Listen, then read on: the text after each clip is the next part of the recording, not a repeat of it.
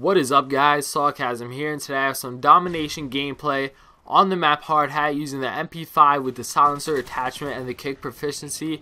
And this is a pretty good game. I think I get about 53 kills or something like that, but it was definitely over 50 and 5 deaths, so it was a pretty solid game overall. And basically, my team had their team spawn trapped in the C flag over here for a good portion of the match, and I was trying to stay up close and personal in their face, and I was playing pretty aggressive in this game, and I was doing a lot of rushing and flanking, and it's something I really want to talk about in this video, so I'm just going to be giving some tips on that. And you'll notice that I come into this building a lot in this game, and that's because since they have the C flag, they usually lurk around this area, and this is a pretty good spot to take them out no matter which direction they're coming from. But you do have to be careful because since there is so many directions that are exposed, it can be pretty dangerous at times. But for the most part, if you are careful and you have good map awareness, then you can be pretty effective over there. And map awareness is something that you pretty much just develop over time. It's not really something that can be taught.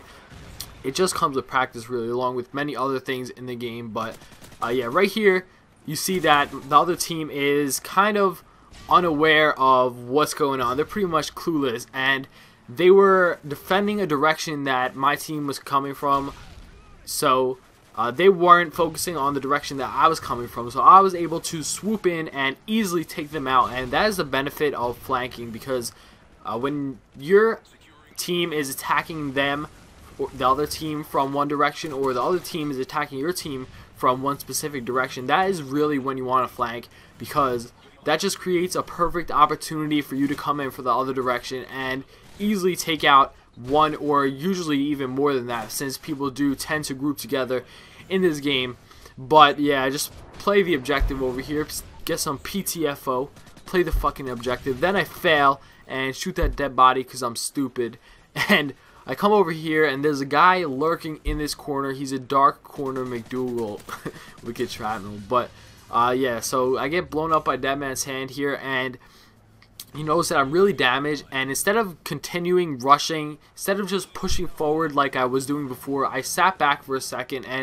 And the reason for this is because in this game you die a lot faster than you do in, say, Black Ops. So when you're rushing, it's really hard to get away with it when you have low health. So if you regain your health, that really gives you a big advantage, and I think a lot of people take it for granted.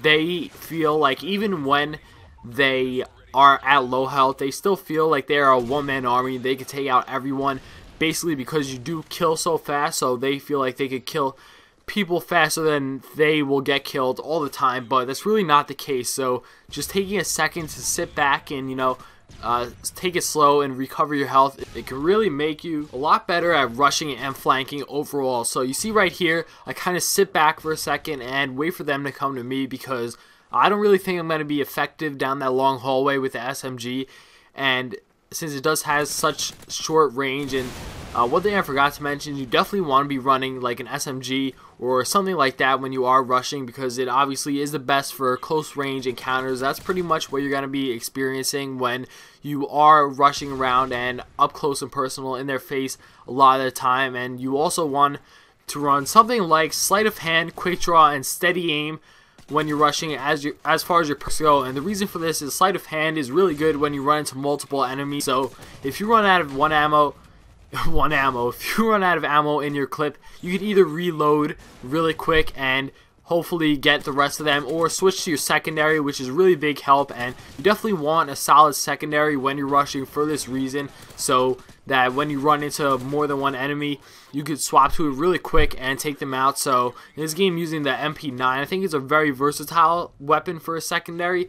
It is pretty solid at close to medium range, and it falls off a lot, I would say, at longer ranges. But overall, it's definitely a good choice to have, especially when you're playing aggressive. So it kind of fills the role of an SMG, just a little bit less effective overall.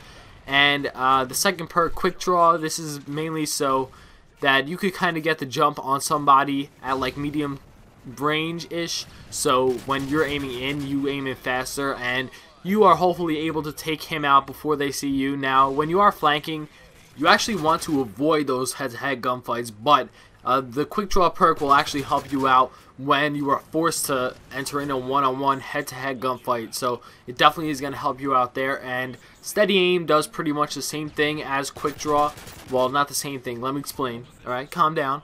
But it does the same thing in the sense that it lets you get a jump on your enemy. So when you're sprinting, it lets you shoot a little bit faster than you normally would be able to from sprint. That's the pro version, and the regular version makes your hip fire a little bit more accurate, which is both really good when you're on the run, on the move, and at close range. So it's effective like quick draw in the sense that you get the jump on your enemy, but steady aim is more for close range, and quick draw is more for medium range when you're rushing. And as for kill streaks, you probably want to run something really low on the kill streak chain.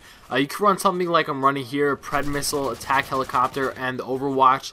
But something like a UAV is a really good choice because that really gives you that added map awareness that really helps you out when you're rushing, when you have to know where people are. But what I'm using here is the 2 helicopter strategy, and I like to use this with either an attack helicopter and Overwatch, or the Overwatch and Pavelo.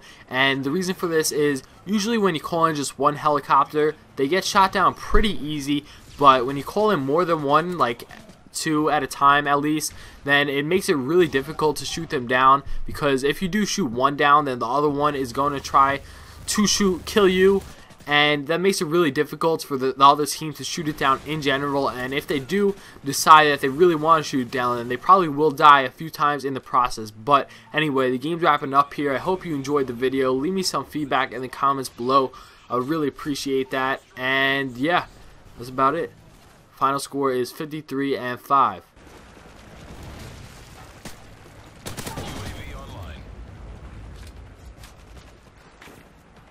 UAV online. Losing Charlie. Mission accomplished. Good work.